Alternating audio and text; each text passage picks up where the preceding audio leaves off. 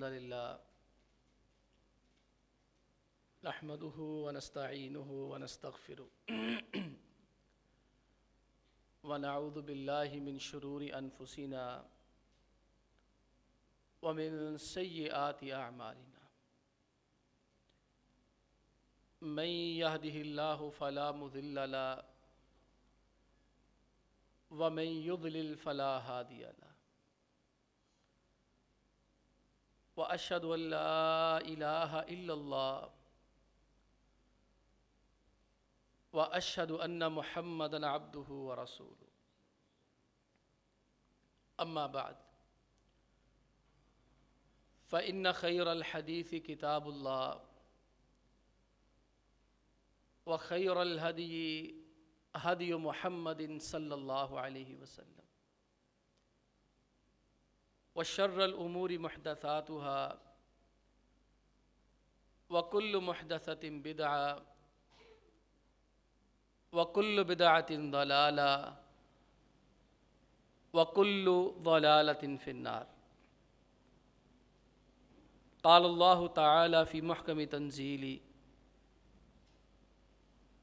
وما من دابة في الأرض إلا على الله رزقها۔ محترم بھائیو، عزیز بزرگوں اور دوستوں، موجودہ دور میں بحیثیت والدین اور بحیثیت باپ، میں اور آپ، ہماری ایک بہت بڑی پریشانی ہے۔ ہمارے کئی ایک مسائل کی بنیاد اور جڑ وہ پریشانی ہے۔ ہمارے دل اور دماغ میں ایک نقطہ بیٹھ گیا ہے کہ ہمارے بچوں کا مستقبل کیا ہوگا۔ ہمیشہ باپ سوچتا ہے، میں بھی اپنے بچوں کے حوالے سے سوچتا ہوں، آپ بھی سوچتے ہیں۔ سوچنے پہ تو خیر کوئی مضائقہ نہیں، کوئی برائی نہیں۔ مسئلہ تب کھڑا ہوتا ہے جب یہ سوچ پریشانی بن جاتی ہے۔ کسی بات کو بار بار سوچا جائے، وہ ذہن پہ طاری ہو جاتی ہے، پریشانی بن جاتی ہے۔ اور میں نے عرض کیا کہ اکثر برائیوں کی جڑ یہ پریشانی ہے، یار بچوں کا مستقبل کیا ہوگا۔ ہر باپ کی یہ خواہش ہے اس کا بچہ، اس کے بچے اس سے بہتر زندگی گزاریں۔ میرے ماں باپ بھی یہی چاہتے ہوں گے اور یقیناً چاہتے ہیں، میں بھی یہی چاہتا ہوں اور آپ بھی یہی چاہتے ہیں۔ حالانکہ بات یوں ہے، بچوں کا مستقبل کیا ہوگا یہ اس بچے کے پیدا ہونے سے پہلے ہی لکھ دیا گیا ہے، اور اس میں کسی قسم کا رد و بدل نہیں ہو سکتا۔ اللہ سبحانہ و تعالی نے جو تقدیریں انسان کی لکھی ہیں اس کی کئی قسمیں ہیں۔ ایک تقدیر ہے جو انسان ماں کے پیٹ میں 120 دن کا جب ہوتا ہے، ابھی وہ اس میں روح پھونکی جاتی ہے، ایک لوتھڑا سا بنتا ہے، بوٹی سی بنتی ہے۔ پہلے 40 دن تک وہ نطفہ سا پانی کی شکل میں رہتا ہے، پھر وہ پانی ایک تھوڑا سا خون کی شکل اختیار کر کے ایک لوتھڑا سا بن جاتا ہے۔ پھر وہ لوتھڑا 40 دن اگلے میں جب 120 دن پورے ہوتے ایک چبائی ہوئی بوٹی کی طرح ہو جاتا ہے۔ اب یہ جتنی 3 کیفیتیں میں نے بیان کی ہیں نا انسان کی روح پھونکنے سے پہلے، یہ جدید میڈیکل سائنس نے الٹرا ساؤنڈ کے ذریعے سے، آلات کے ذریعے سے وہ تصویریں لی ہیں۔ 40 دن کا جب بچہ ماں کے پیٹ میں ہوتا ہے، 80 دن کا ہوتا ہے، 120 دن کا ہوتا ہے، تو ایسے ہی چلتا ہے جیسے قرآن پاک میں ہے یا احادیث نبویہ میں ہے۔ جب وہ 120 دن کا ہو جاتا ہے حمل، ابھی صرف بوٹی ہے، چبائی ہوئی بوٹی کی شکل میں، نہ ہڈیاں، نہ جسم، نہ خون، نہ دانت، نہ ہاتھ، نہ آنکھیں، کچھ بھی نہیں ہے۔ اللہ تعالیٰ ایک فرشتے کو بھیج دیتے ہیں، فَيَنفُخُ فِيهِ الرُّوحُ، وہ اس نطفے کے اندر، جو نطفہ لوتھڑے سے آگے بوٹی کی شکل میں، وہ اس میں روح پھونک دیتا ہے۔ اب بچے نے پیدا ہونا ہے، اس کے پیدا ہونے کے امکانات زیادہ ہو گئے۔ وَيُؤْمَرُ بِأَرْبَعِ كَلِمَاتٍ، فرشتہ جو روح پھونکنے آتا ہے، اللہ سبحانہ و تعالیٰ اسے کہتے ہیں اس کے متعلق نا 4 باتیں لکھ دو کہ ایسا ہی ہونا ہے۔ بِقَتْبِ رِزْقِهِ وَأَجَلِهِ وَعَمَلِهِ وَشَقِيٌّ أَوْ سَعِيدٌ۔ وہ جب ماں کے پیٹ میں 120 دن کا ہے، روح پھونکی گئی ہے، یہ اس کے مستقبل کے معاملے سارے طے ہو چکے، رزق کیا ملے گا وہ فکس ہو گیا، آگے اس کی اپنی مرضی ہے، بڑا ہو کے حلال ذریعے سے کمائے کہ حرام ذریعے سے کمائے، اور اس کی عمر کتنی ہے وہ لکھ دی جاتی ہے، عمل کیسے کرے گا،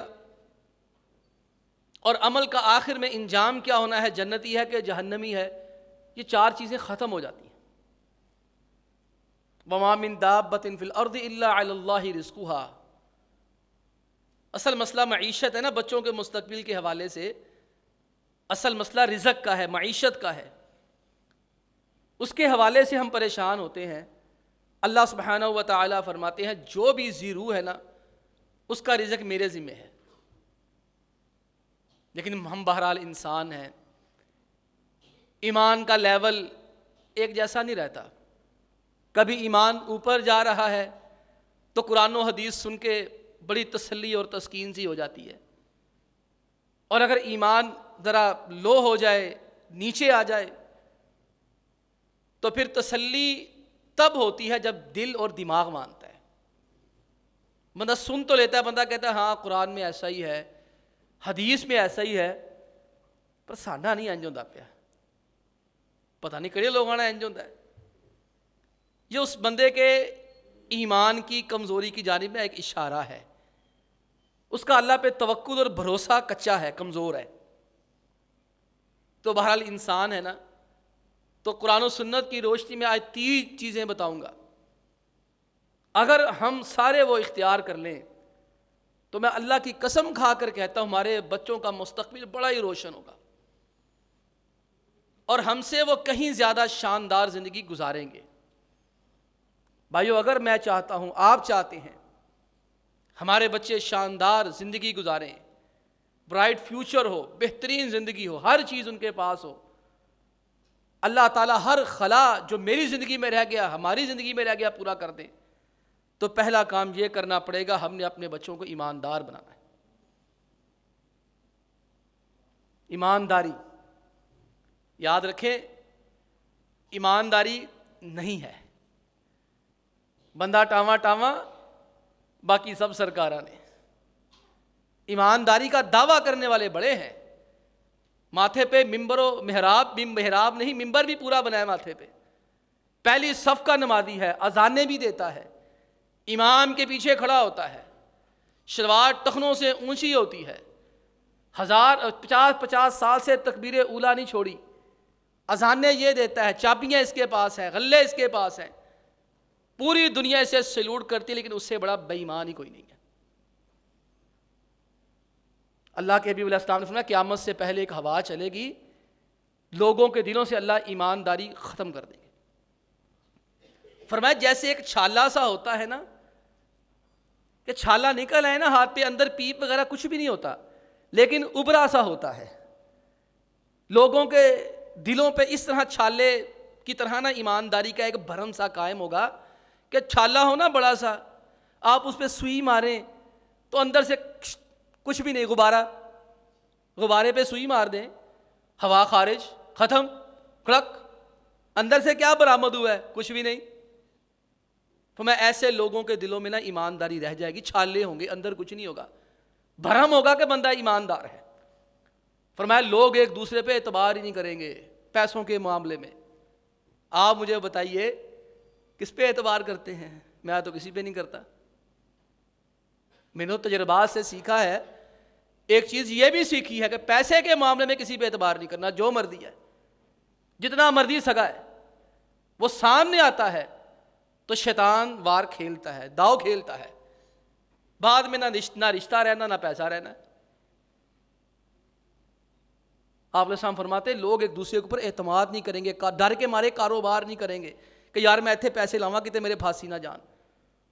آقا علیہ السلام فرماتے پھر لوگوں میں نا ایک ہوا چلے گی، بات پھیلے گی، فلاں بستی میں فلاں بندہ بڑا ہی نیک ہے، پرہیزگار ہے، ایماندار ہے، میں اس سے بڑا اس وقت بے ایمان ہی کوئی نہیں ہوگا۔ یعنی جس کے متعلق لوگ یہ کہیں گے یہ حاجی صاحب ہے، یہ نمازی صاحب ہے، یہ زکاتی صاحب ہے، وہی سب سے بڑا علاقے کا بے ایمان ہوگا۔ وہ اس نے جو حج کیے ہوں گے، زکاتیں دی ہوں گی، وہ کسی نے کہا تھا حج بھی کیتی جاندے ہو، لو بھی پیتی جاندے ہو، کھا کے مال یتیمہ دا پج مسیتی جاندے ہو، نفس اپنے نو مارو نہیں دمبئی کیتی جاندے ہو، دل دے پاک حجرے وچ پری پلیتی جاندے ہو، دسو نہ کوئی امجد جی ہے کی کیتی جاندے ہو۔ میں جس کے بارے میں یہ ہوگا یہ سب سے ایماندار ہے، اس وقت دنیا میں اس سے بڑا بے ایمان اس علاقے میں کوئی نہیں ہوگا۔ جتنے کیس کھلیں گے اسی بے ایمان کے کھلیں گے۔ جب اس کی فائل کھلے گی، اس کی پھر پاناما لیک ہوگی، صحیح، اس کا پاناما کھلے گا، اس کا کیس کھلے گا، ایک یہ اٹھ کے کہے گا انہیں میرے اینا دینا، دوسرا اٹھ کے کہے گا مینو اینے دا چونا لا گیا، تیسرا اٹھ کے کہے گا مجھے یہ کر گیا ہے۔ لوگ آپس سے کی کہیں گے یار اس سے سمجھے بندہ ہی بہت چنگا ہے، اس سے بڑا چنگا بندہ سمجھ کے پیسے دیتے سی، ہم نے تو بڑا حاجی نمازی سمجھ کے اس کے ساتھ معاملہ کیا تھا، وہی کری جاتا ہے۔ ویسے یار توقع نہیں تھی کہ ایسا کام کرے گا۔ عزیزو 2 نمبری بہت زیادہ ہے، لیکن یاد رکھیں ہمیں یہ واقعہ ہمارے ایک ٹرینر نے سنایا تھا، جنہوں نے ہمیں ٹریننگ دی تھی ویژن مینجمنٹ کی، کہ اپنا مستقبل کیسے سنوارا جاتا ہے اور کیسے آگے چلایا جاتا ہے، اس کی پلاننگ کیسے کی جاتی ہے۔ تو ٹرینر تھے ہمارے عبد الرحمن حفیظ صاحب، doctor Abdur Rahman Hafeez, P H D scholar, P H D کیا انہوں نے۔ تو انہوں نے ایک واقعہ سنایا، کہتے سوئٹزرلینڈ کا کوئی وفد آیا تھا پاکستان میں، تو ان کے ایک بندے نے یہاں سے چائے پی لی تھی، اور چائے پینے کے بعد اس کا پیٹ خراب ہوا۔ اب ظاہری بات ہے وہ 1 نمبر غذائیں کھانے والے، وہ 2 نمبر کھائیں تو بیمار ہو جاتے ہیں، اور ہم 2 نمبر غذائیں کھانے والے 1 نمبر کھائیں تو بیمار ہو جائیں گے۔ وہ میدا سیٹ ہو جاتا ہے نا ایک چیز کے اوپر، جب وہ کچھ آگے پیچھے رد و بدل ہوتا ہے تو پھر انسان کو پھر فوڈ پوائزنگ تو ہوتی ہے۔ اب وہ بڑے لوگ تھے، سوئٹزرلینڈ کا کوئی سفارتکار تھا، انہوں نے جناب نمونے لیے، پتہ چلا جی دودھ کی وجہ سے انفیکشن ہوا ہے، اور اس کے بعد جب نمونے لے کے مزید جو ہے وہ انہوں نے ٹیسٹ کیے تو انہیں بتایا کہ دودھ 2 نمبر ہے۔ تو اس سفارتکار نے ایک جملہ کہا، اس نے کہا اس کا مطلب یہ ہے کہ یہاں 2 نمبر دودھ بہت زیادہ ہے، اور دوسرا مطلب اس کا یہ ہے یہاں 1 نمبر دودھ والے کا کام بہت زیادہ چلے گا۔ کیوں؟ اس نے ہمیں ایک چیز بتائی، اس نے کہا کہ جہاں بے ایمانی زیادہ ہو جاتی ہے وہاں ایمانداری کا ریٹ بڑھ جایا کرتا ہے۔ اللہ سبحانہ و تعالیٰ نے آپ علیہ السلام اپنے صحابہ کو فرمایا میرے صحابہ تمہارے بعد لوگ آئیں گے، جتنا تم نیکی کا عمل کرتے ہو تمہیں ثواب ملتا ہے نا، نیکی کا عمل وہ کریں گے اللہ ان کو تم سے 50% زیادہ ثواب دے گا۔ صحابہ نے فرمایا یہ کیا بات ہوئی؟ ہم صحابہ عمل کریں تو 1% ثواب، 100% ثواب، وہ عمل کرے تو 500 گنا زیادہ ثواب۔ بھئی مسئلہ کیا، اس وقت میں نیک عمل کرنے والا کوئی نہیں ہوگا۔ جب کوئی نیکی معاشرے کے اندر ختم ہو جاتی ہے نا، تو پھر جو اس نیکی کے اوپر عمل کرنے والا ہوتا ہے اس کو ثواب بہت زیادہ ملتا ہے۔ جب مارکیٹ میں ڈالر کی قلت پیدا ہو جاتی ہے نا، تو پھر ڈالر 340-50 کا بھی مل جاتا ہے۔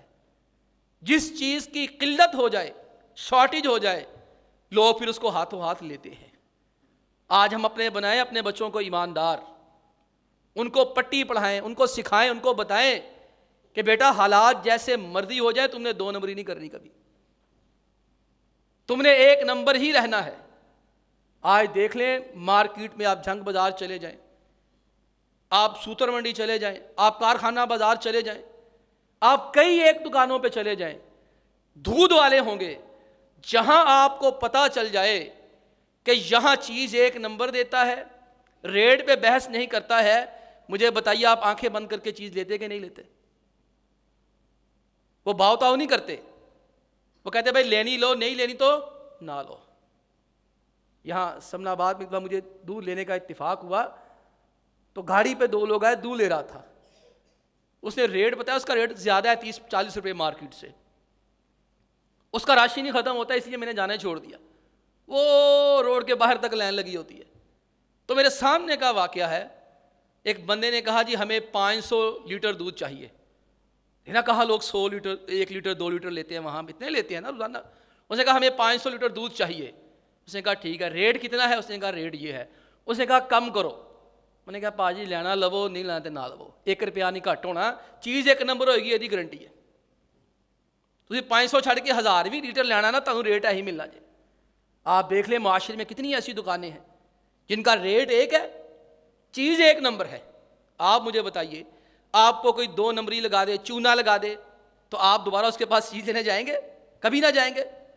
تو جہاں ایمانداری ہوتی ہے، چیز ایک نمبر ہوتی ہے، عزیزو میں کہا کرتا ہوں اگر کوئی موچی ہے نا، ہمیں اس کے بارے میں پتہ چل جائے، وہ جوتے میں کیل بہت اچھا لگاتا ہے، ہم 10 میل چل کر اس کے پاس جوتے میں کیل لگوانے کے لیے جاتے ہیں۔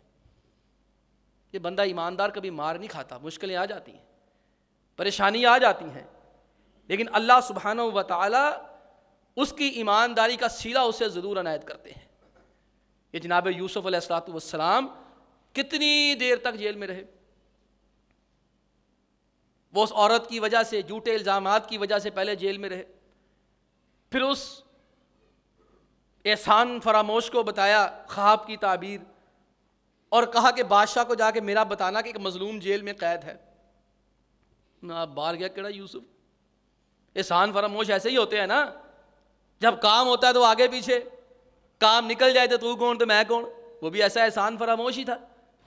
کتنے سال تک یوسف یاد ہی نہیں آیا، پھر جب کام پڑا، خواب کی تعبیر پتہ نہیں چل رہی تھی، دوبارہ یوسف علیہ السلام یاد آ گیا، اسی وقت ہاں وہ ایک بندہ ہے، وہ خوابوں کی تعبیر بڑی صحیح کرتا ہے، مجھے اس کے پاس بھیجو۔ یوسف علیہ السلام کو پتہ تھا بندہ بے وفا سا ہے، احسان فراموش ہے، اس کو دوبارہ خواب کی تعبیر بتائی، لیکن ساتھ یہ نہیں کہا کہ بادشاہ کو جا کے بتانا ایک مظلوم پڑا اس کو باہر نکالو۔ اب ہیرے کی قدر جوہری کو ہوتی ہے، اس روٹیاں لگانے والے کو، اس بادشاہ کو پانی پلانے والے کو کیا پتا کہ یوسف علیہ السلام کیا چیز ہے؟ وہ پتا تو بادشاہ کو تھا نا کہ یہ بھی کوئی کام ہے۔ وہ بادشاہ کو خواب کی تعبیر بتائی، کوئی بتا ہی نہیں رہا تھا۔ بادشاہ نے کہا ایتونی بھی استخلصہ لنفسی، اور بے وقوفو اس بندے کو جیل میں رکھا ہوا میرے پاس لے کر آؤ، میں اسے مشیر خاص بناتا ہوں۔ یوسف علیہ السلام کو بلایا اور بتایا جی ہم آپ کو یہ عہدے دینا چاہتے ہیں۔ یوسف علیہ السلام نے کہا اجعلنی علی خزائن الارض انی حفیظ علیم، مجھے یہ مشیر خاص کا نمائشی عہدہ نہیں چاہیے، میں آپ کی پارلیمنٹ کا کابینہ کا حصہ بن کے آپ کی تعریفیں نہیں کر سکتا۔ اجعلنی علی خزائن الارض، تمہارا جو آنے والا مسئلہ ہے کہ تمہارا خزانہ خراب ہونے والا ہے، مجھے وزیر خزانہ بنا دو۔ اس نے ایک جملہ کہا ان لدینا مکین امین، یوسف آپ ہمارے پاس امانت دار کی حیثیت سے آئے ہیں، یہ امانت داری کا وصف پیدا کریں۔ اور یہ بات بالکل واضح ہے کہ جب تک ہم ایماندار نہیں ہوں گے ہمارے بچے بھی ایماندار نہیں ہوں گے، یہ بات یاد رکھنا۔ اگر ہماری رگوں میں رزق حلال ہے اور ہم نے اپنے بچوں کو رزق حلال کھلایا ہے، حرام نہیں کھلایا، تو اللہ کی قسم کھا کے کہتا ہوں ہمارے بچے بھی ایماندار ہوں گے۔ اگر ہم نے ایمانداری نہیں اپنے اندر اختیار کی اور بچوں کو بے ایمانی کر کر کے کھلاتے رہے، تو بڑے بھائیوں ایک جمعہ تو کیا ہے، 1000 جمعے بھی ایمانداری کے اوپر پڑھا دو، بچے بے ایمان ہی نکلیں گے۔ پریکٹیکل کا اثر زیادہ ہوتا ہے، باتوں سے زیادہ عمل میں اثر ہوتا ہے۔ جتنی مرضی باتیں کر لیں، جب تک اس کو اپلائی نہیں کریں گے، عمل نہیں کریں گے، سننے کا کوئی فائدہ نہیں۔ امام احمد رحمہ اللہ سے کسی نے پوچھ لیا امام صاحب آپ نے 10 لاکھ حدیثیں کیسے یاد کر لی؟ ہم سے تو یاد نہیں ہوتی۔ فرمانے کہ کننا نستعین علی حفظ الحدیث بالعمل، کہ جب ہم کوئی حدیث پڑھتے تھے جب تک اس کے اوپر عمل نہیں کرتے تھے ہم اگلی حدیث یاد نہیں کیا کرتے تھے. کہتے ہیں حدیث سے یاد عمل کرنے سے ہوتی ہے, سننے سے نہیں ہوتی. عمل کریں تو پھر جہاد ہوتی ہے چیز. اگر ہم ایماندار ہیں, یہ اللہ تعالیٰ ایمانداری کا فائدہ ہمارے بچوں کو بھی عطا کریں گے. آپ دیکھیں وہ خاتون, وہ بڑھیا جو اپنی بچی کو کیا کہتی ہے, دودھ میں پانی ملاؤ. اس نے کہا اماں جی میں نے نہیں ملانا. عمر فاروق سن رہے ہیں, عمر فاروق کے کانوں میں آواز پڑی, غور سے دیکھا. وہ دودھ بیچنے والی اپنی بچی کہتی بیٹا دودھ میں پانی ملا. اس نے کہا اماں جی میں نے نہیں ملانا. اس نے کہا بیٹا کون سا عمر دیکھ رہا ہے؟ اس نے کہا اماں جی عمر تو نہیں دیکھ رہا, عمر کا رب تو دیکھ رہا ہے نا. یہ ہے ایمانداری, یہ ہے ایمانداری. ٹھیک ہے ہمارے افسروں کو نہیں پتا ہم جہاں کام کرتے ہیں, 2 نمبریاں مارتے ہیں, ڈنڈیاں کرتے ہیں, اللہ کو نہیں پتا. اس نے تو 2 یہاں بٹھائے ہوئے لکھنے والے, ایک سجے ایک کھبے, اور وہ نہ بھی بٹھائے اسے سارا کچھ پتا ہے. عمر فاروق رضی اللہ تعالی عنہ اس گھر پہ نشان لگا دیا. اپنے تینوں بیٹوں کو جا کر بلایا, کہا بیٹا ایک بڑا اچھا رشتہ لے کر آیا ہوں, یہاں شادی کر لو تمہاری نسلیں سنور جائیں گی. عبداللہ بن عمر کہا ابو جی مجھے تو ضرورت نہیں, میں تو شادی نہیں کرنی. دوسرے بیٹے نے بھی انکار کر دیا, عبید اللہ نے, ابو جی میں نے بھی نہیں کرنی. عاصم رحمہ اللہ جو ان کے چھوٹے صاحبزادے تھے کہتے ابو جی پھر میری کروا دیں. اسی بچی کے ساتھ اپنے بیٹی کی شادی کروائی جس بچی نے دودھ میں پانی ملانے سے انکار کر دیا تھا. اسے شہزادی بنا کے اپنے گھر کے اندر لے آئے. اس بچی سے اللہ تعالیٰ نے ایک بیٹا دیا جس کا نام تھا عبد العزیز رحمۃ اللہ علیہ. اور اس عبد العزیز کا آگے بیٹا پیدا ہو جسے دنیا عمر بن عبد العزیز رحمہ اللہ کے نام سے جانتی ہے. بنو امیہ کے دور میں تعیش آ گیا, فراوانی آ گئی. اس تعیش اور فراوانی کی وجہ سے لوگوں میں دین کے اندر کمزوری آنا شروع ہو گئی, لوگ دین سے تھوڑا سا دور ہوئے. اللہ سبحانہ و تعالیٰ نے پھر اسی بندے کے ذریعے سے امت کی 90 سالہ بیماریوں کو ختم کیا. اس لیے یہ بندہ ایماندار تھا. میں اور آپ ایماندار بنے, اللہ کے فضل و کرم سے ہمارے بچے بھی ایماندار ہوں گے. کہیں نہ کہیں راہ چلتے ہی اللہ تعالیٰ نے کسی نہ کسی عہدے پہ سرفراز کر دے گا. اور دوسری بھائیو وجہ بنیادی یہ ہے, قرآن پڑھ کے پتہ چلتا ہے جن بچوں کا مستقبل درخشی ہے, روشن اور نمایاں ہوتا ہے, جن کے والدین نیک ہوتے ہیں, اچھے لوگ ہوتے ہیں. آپ معاشرے میں لوگوں سے سنتے ہیں نا, یار انہاں دا پیو بہت چنگا بندہ ہے. لوگ کہتے ہیں نا یار اے ماشاءاللہ منڈے بڑے چنگے نکل آئے, یار یہ منڈے تو بڑے قابل نکل آئے. پھر لوگ آپس میں کیا کہتے ہیں, یار یہ منڈے نہیں, انہاں دا پیو بہت چنگا سی, انہاں نوں پیو دی وجہ نہ بھاگ لگئی. میں دیکھوں میں نیک ہوں, میں صالح ہوں, میں اچھا ہوں. جناب سعید بن مسیب رحمہ اللہ بڑی لمبی لمبی نمازیں پڑھا کرتے تھے. بچے نے کہا ابو جی تسی کی ہر ٹائم مصلے تے کھڑے نمازیں پڑھتے رہندے ہو؟ کہتے پتر تاڑے واسطے پڑھدا, میری نیکی تاڑے کام آئے گی. وہ گئے تھے نا جناب موسیٰ علیہ الصلوۃ والسلام, جناب خضر علیہ الصلوۃ والسلام کے ساتھ, تو 3 معاملے ہوئے. ایک کیا ہوا, کشتی کا تختہ توڑ دیا. انہیں کرایہ نہیں لیا, انہوں نے کشتی کا تختہ ہی توڑ دیا. اور دوسرا ماجرا کیا ہوا, وہ بچہ راستے میں کھیل رہا تھا, اس کی گردن مروڑ کے اسے قتل کر دیا. جب موسیٰ علیہ السلام بڑے حیران ہوئے, یہ کیسا آدمی ہے, پہلے کشتی کا تختہ توڑ دیا, ہن بچے دی پھڑ کے تو نہیں موڑ دیتی. کشتی والوں نے کرایہ نہیں لیا, تختہ توڑ دیا. جب کشتی کا تختہ ٹوٹ گیا تو سمندر میں سفر بھی نہیں کر سکتی, ان کی دہاڑی ختم ہو گئی, مزدور لوگ تھے, اور یہ ماں باپ کا سہارا اس کا جو ہے وہ گردن مروڑ دی, قتل کر دیا. اور تیسری جگہ پہ ایک بستی میں ان کو کہا جی ہمیں بھوک لگی ہے, پردیسیاں کھانا کھلاؤ. انہوں نے کہا اس سے کوئی نہیں کھوانا. جناب خضر علیہ الصلوۃ والسلام نے اللہ کے حکم سے ایک دیوار تھی گرنے والی, اس دیوار پہ ہاتھ پھیرا, اللہ کے حکم سے وہ دیوار سیدھی ہو گئی. جناب موسیٰ علیہ السلام بڑے حیران ہوئے, یار آپ کیسے آدمی ہیں, جو آپ کے ساتھ اچھا سلوک کرتا ہے آپ اس کی کشتی کا تختہ توڑ دیتے ہیں, اور جس نے آپ کو کھانا نہیں بستی والوں نے کھلایا آپ ان کے ساتھ اچھا سلوک کرتے ہیں. دونوں کاموں کی اپنی اپنی وجہ بتائی کہ میں نے یہ کام کیوں کیا ہے. اور تیسرے کام کی کیا وجہ بتائی, اما الجدار فکان لغلامین یتیمین فی المدینہ وَكَانَ تَحْتَهُ كَنْزٌ لَهُمَا وَكَانَ أَبُوهُمَا صَالِحًا. اور یار وہ جو دیوار میں نے سیدھی کی ہے نا، یہ شہر کے اندر اس بستی میں 2 یتیم بچوں کی گھر کی دیوار تھی، اور اس کے نیچے خزانہ پڑا ہوا تھا. اللہ نے مجھے حکم دیا خضر اس دیوار کو سیدھا کر دے. اے شودیاں دی بستی، یہ بھوکے شودے کنجوس، انہوں نے 2 وقت کی روٹی کسی کو نہیں کھلا سکتے کسی مہمان کو. یہ بدبختوں کو جب پتہ چلے گا زمین میں خزانہ، یہ چھوڑیں گے؟ میں اللہ نے حکم دیا دیوار کو ہاتھ لگاؤ، سیدھی کرو. یہ بچے جوان ہو جائیں گے، یہ خود ہی جب بڑے ہو کر کمائیں گے، پاؤں پہ کھڑے ہو جائیں گے. ان کا گھر آگے کمزور ہے، دیوار گرنے والی ہے، پیسے 4 ہاتھ آئیں گے، ان کو خیال آئے گا کہ چلو یار لینٹر ہی سیدھا کر لیے، دیوار کی شکستہ دیواریں سیدھی کر لیتے ہیں، نیا گھر گرا کے بنا دیتے ہیں. یہ اپنا گھر بنائیں گے، نیچے سے خزانہ مل جائے گا. وَكَانَ تَحْتَهُ كَنْزٌ لَهُمَا. ان کا باپ مرتے وقت اس دیوار کے نیچے خزانہ دبا گیا تھا.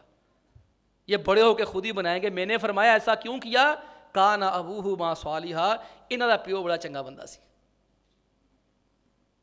دیکھیں باپ نیک ہو چاہے دنیا سے چلا بھی کیوں نہ جائے، اللہ تعالیٰ اس کی اولاد کو ضائع نہیں ہونے دیتا. ہم تو اپنی زندگی میں پریشان ہیں نا، پتہ نہیں کس کو کب موت آنی ہے. لیکن آج ہم اللہ والے بن جائیں، نیک بن جائیں، اپنی اصلاح کر لیں، اللہ پہ توکل کریں کہ یا اللہ تربیت کرنا میری ذمہ داری اور اس کو رزق دینا تیری ذمہ داری. ساری ٹینشنیں بھی ختم ہو جائیں گی، بچے بھی کامیاب ہو جائیں گے انشاءاللہ. جناب عبداللہ بن مبارک رحمۃ اللہ علیہ، ان کے باپ ایک غلام تھے، اور عبداللہ بن مبارک رحمہ اللہ اس وقت کے بہت بڑے محدث، بہت بڑے فقیہ، بہت بڑے مجاہد اور بہت بڑے عابد و زاہد، ہر کام کے اندر اعلیٰ سے اعلیٰ تھے. حج کرنے کے لیے جانے لگے تو لوگوں کو اعلان کر کے کہا کہ لوگوں جس نے میرے ساتھ حج کرنا ہے میں جا رہا ہوں، میرے ساتھ حج کرنے آ جاؤ. حج کا ٹور لے کر گئے، اپنی ٹریول ایجنسی بنا کر لے کر گئے. تمام لوگوں کو کہا کہ لائن میں لگ کے مجھے اپنا زاد راہ جمع کراؤ، سارا خرچہ میں لیڈر ہوں، میں خود کروں گا، بعد میں حساب کریں گے. لوگوں سے حج کے پیسے لے لیے، آنے جانے کا کرایہ شرایہ نا جیسے ٹور کمپنیاں کرتی ہیں ویسے سارا کچھ کر لیا، بکنگ کروا لی ہر چیز کی. لوگوں کو ساتھ لے کر کے حج کروایا. واپس آگے بغداد میں لوگوں کو سب کو بلایا جنہوں نے حج کیا تھا، ادھر آؤ. ہر بندے کو بلایا، کہا تم نے اتنے پیسے دیے تھے، ہاں یہ تم واپس لے جاؤ. جتنے لوگوں کو حج کروایا تھا نا سب کو ان کے پیسے واپس کریے. کہا یہ آج میں نے تم لوگوں کو حج اپنے خرچے کے اوپر کرایا، جاؤ سارے چلے جاؤ. آج کوئی کسی کو ایک عمرہ کروا دے پورے شہر میں دھوم، حاجی صاحب نے عمرہ کراتا، حج کراتا. اور کہاں یہ پورے شہر کے لوگوں کو عمرہ حج کرا کر جاؤ سارے پیسے میری طرف سے. یہ غریب کے بیٹے، ان کے والد کا نام مبارک رحمۃ اللہ علیہ. یہ ایک باغ کے اندر رکھوالی کی ذمہ داری تھی، چوکی داری. کتنا عرصہ تک کام کرتے رہے، کام کیا. بادشاہ ایک دن نا آقا آ گیا، مالک آ گیا. یار مبارک ایک میٹھا سا پھل تو لے کر آؤ، انار لے کر آؤ. کھایا کھٹا. اور یار مبارک ایک اور لے کر آ، کھایا کھٹا. اور یار مبارک تیسرا لے کر آ، تیسرا کھٹا. غصہ آیا، پھینک کر کہنے لگا مبارک اتنے سال ہو گئے تجھے کام کرتے، تمہیں ابھی تک یہ نہیں پتا چلا کہ میٹھا پھل کون سا ہے، کھٹا کون سا ہے؟ اس نے کہا نہیں آقا جی مجھے نہیں پتا. اور تجھے کیوں نہیں پتا؟ میں راکھا ہوں چاکھا نہیں ہوں. دسو اسی اپنی دکانیں راکھے رکھ دیں کہ چاکھے رکھ دیں؟ وہ اللہ تعالیٰ صحت عافیت میں جو یاسین صاحب نا میرے پاس وہ کبھی کبھار کچھ لوگ بھیجتے ہیں پڑھے لکھے، یار ان کو نا ٹریننگ دو، ذرا فتویٰ کیسے دیا جاتا ہے ان کو ذرا ساتھ رکھو. تو میں نے ان کو ایک دفعہ بتایا، میں نے کہا جس بندے کو آپ بیچتے ہیں نا وہ سب سے پہلے میری کرسی پہ بیٹھنے کی کوشش کرتا ہے آ کر، میں نے کی سکھاواں. وہ سب سے پہلے میرے درازوں کو چیک کرتا ہے. ایسے بندے کو کون سکھاتا ہے؟ ایسے بندے کو کون سکھائے گا؟ اعلمہ الرمایۃ کل یوم فلما استد ساعدہ رمانی. عربی کا شاعر کہتا ہے میں اسے تیر اندازی سکھاتا رہا، ہر روز اس کے میں نشانے سیدھے کرواتا رہا. جب اس کا نشانہ سیدھا ہو گیا اس نے سب سے پہلا تیر ہی مجھے مارا. یہ بے ایمان کی خصلت ہے. یہ نیک انسان کا بچہ ایسا نہیں کرتا. خاندانی نسلی لوگ، گندی نسل کے لوگ ایسے کرتے ہیں جن کے خون کے اندر حرام مال ہوتا ہے، ان کی یہ کرتوتیں ہوتی ہیں. کسی کو دھکا مار کے خود آگے آنا. نیک بن جاؤ. جناب مبارک نے کہا چاچا جی مالک صاحب، حضرت صاحب، چودھری صاحب، میں آپ کے باغ کا راکھا ہوں، چاکھا نہیں ہوں۔ کیا مطلب ہے؟ اس نے کہا اتنے سال ہو گئے ہیں مجھے کام کرتے ہوئے، میں نے کبھی آج تک آپ کے باغ کا پھل کھایا ہی نہیں ہے۔ وہ بھاگا بھاگا گھر گیا، بیوی کہتا اللہ یہ بندیے تو تیرے رشتے واسطے پریشان سی نا؟ ہاں جی، تو چنگا منڈا لبتی سی نا؟ اور مبارک بہت چنگے انہاں کڑی ویا دے۔ اسے کہا کیا کرتی ہے تم؟ ہم چودھری لوگ ہیں، سرمایہ دار ہیں، پیسے والے ہیں، وہ ہمارا نوکر ہے۔ اسے کہا اللہ کی بندی وہ نوکر ہے پر نیک بہت ہے، اللہ اس سے اولاد بڑی اچھی دے دے گا تیری بیٹی کو۔ انہیں شادی کروائی، اللہ نے اسی عورت سے عبداللہ بن مبارک رحمہ اللہ کو پیدا کیا۔ اب خود ہی صحیح نہیں ہے، اور وقت ہمارا ختم ہوتا ہے۔ آخری بات ہے، ذرا تھوڑی سی برداشت کرنی ہے آپ نے، اب ماشاءاللہ پہلے بھی برداشت کرتے ہیں، آپ کی مہربانی۔ ہم نا مڈل کلاس کے لوگ ہیں، یہ جو سرمایہ دار ہوتا ہے نا، یہ کبھی بھی دل سے فیصلے نہیں کرتا، یہ ہمیشہ دماغ سے فیصلے کرتا ہے۔ ہم مڈل کلاسیے جو ہے نا، ہم بچوں کے رشتے بھی دماغ سے کبھی نہیں کرتے، دل سے کرتے ہیں۔ میری بہن نے کہا تھا مینوں اپنی دھی ویاہ دے، ہوئے میں اپنی بہن تو نہ نہیں کر سکتا، میں اپنی دھی بس ویاہ دی۔ میرے بھرا نے کہتا اپنا منڈا ادھر مانگ دے، وہ بس میرے بھرا نے کہتا میں کدی اپنے بھرا نہ نہیں کرنی۔ وہ بچی کا بھی بیڑا غرق، بچے کا بھی بیڑا غرق۔ وہ بچہ اچھا بھلا جا رہا ہے، وہ کسی نے آ کر کے ساری دکان تے بھیج دیا کہ ساڑے کو منڈا نہیں جگہ، لے میرے بھرا نے کہا میں اپنی دکان تے منڈا بھیجا کرنا، میرا منڈا اتھے ہی جائے گا، منڈے کا مستقبل تباہ۔ اپنے بھرا نے کیا اپنا لا دے، کو انا ہے کہ کانا ہے کہ لولا لنگڑا ہے، اپنا کیوں نہیں لاندا؟ اس کو جھاڑو پھروانے کے لیے میرا بچہ ہی ملتا ہے۔ یہ ہم بچوں کا مستقبل جذباتی ہو کے تباہ کرتے ہیں۔ یہ مڈل کلاس کا جو طبقہ ہے نا، میں بھی وہی ہوں، میں بھی وہی ہوں، ہم جو ہے وہ دماغ سے زیادہ دل سے فیصلے کرتے ہیں۔ اور جو اپر کلاس طبقہ ہے نا، سرمایہ دار، یہ ہمیشہ دماغ سے فیصلہ کرتا ہے، یہ دیکھتا ہے مجھے فائدہ کہاں پر ہے، کوئی مرتا ہے مرے، کوئی جیتا ہے جیے۔ یہ فرق کبھی اپر کلاس والے کو، سرمایہ دار کو کبھی نہیں پڑتا۔ بھلے سے مزدور کی ماں مری ہے، بہن مری ہے، باپ مرا ہے، بیٹا مرا ہے، اسے تو بھائی ملازم فیکٹری میں چاہیے بس، اور وہ ہمارے خون پسینے کی کمائی پہ وہ عیش کرتے ہیں۔ تو لہذا آپ سے گزارش یہ ہے، ذرا بچوں کے مستقبل کے بارے میں کوئی بھی فیصلہ کرنا ہونا، اس کو دماغ کے ساتھ سوچ سمجھ کے۔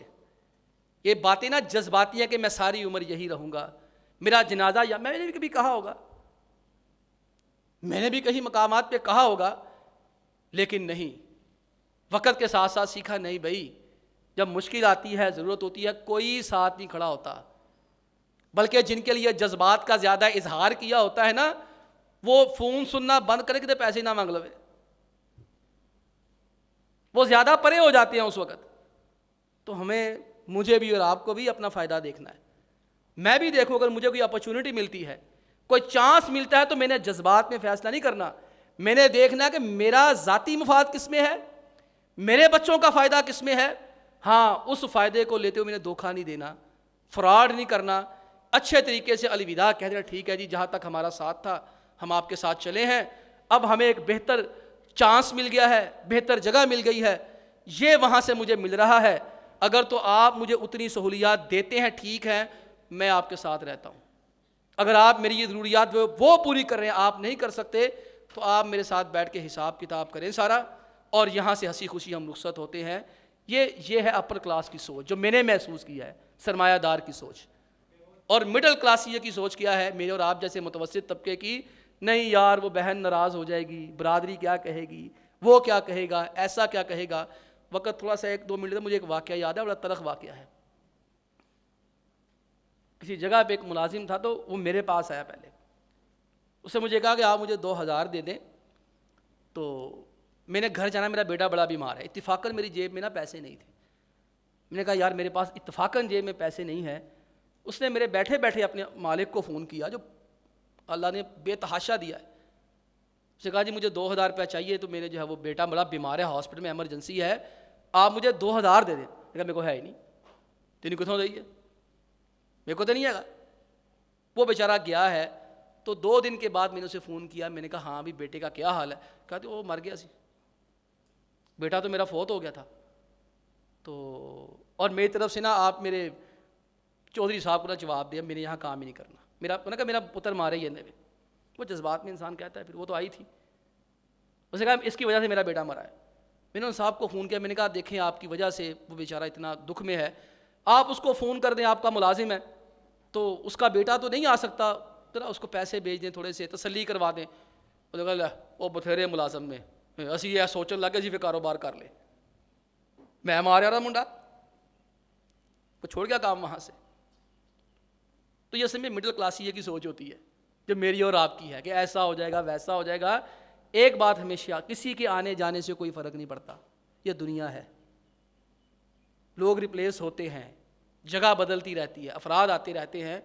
مجھے امید ہے کہ ہم 3 چیزوں پہ عمل کریں، ایماندار بنے، نیک بنے، اور تیسرا ہم جو ہے وہ اپرچونٹی کو، چانس کو اویل کریں، جہاں موقع ملا اچھا وہاں نکل گئے، بغیر نقصان دیے، بغیر دھوکہ فراڈ کیے، ایمانداری کے ساتھ، آسان طریقے کے ساتھ، انشاءاللہ تعالی ہم نہ مار کھائیں گے، ہمارے بچے بھی انشاءاللہ تعالی بڑی اچھی زندگی گزاریں گے، ہم سے اچھی زندگی گزاریں گے۔ اللہ تعالی ہمیں رزق حلال عطا فرمائے، اللہ تعالی ہمارے بچوں کے نصیب بہت اچھے کرے، اللہ تعالی انہیں ہر وہ نعمت عطا فرمائے جو ہمیں عنایت نہیں فرمائی ہے۔